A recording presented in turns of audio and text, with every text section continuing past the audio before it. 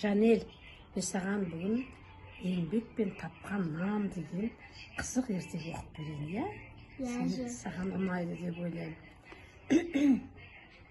Баяғы өткен заманда бір бай болыпты. Бай қайырымсыз, қатал екен. Қол астындағы жетім бала ала таңнан тұрып, ел жатқанша еңбек етсе де, бай жоқтан өзгені сылтауратып, оны қамшының астына ала береді екен. Күндердің күнінде бай баланы базардан күріш алып келуге жұмсайды. Көк базарда не жоқ десеңші, тәтті тоқаштың иісі мұрнын жарады. Самсаған, өрік мейіз, қауын қарбыз. Ол базарды ұзақ аралайды.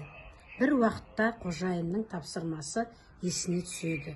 Қажетті күрішін сатып алады. Күнде кешіріп қалыпты. Бала қала шетіндегі қожайынның үйіне жеткенше асығады. Кенет бір кембал бейшара кез болып алақанын жайып, балам, қайырым етші, бірнеше күннен бері ашпын, дейді жалынып. Қайыршыны аяп кеткен бала қолындағы дорбасын бере салады. Үйге құралақан оралған балаға қожайыны: күріш қайда? Неге келмедің? Деп айқай салады. Бала міңгірлеп, күрішті аш-жалаңаш қайыршыға бергенін түсіндіреді.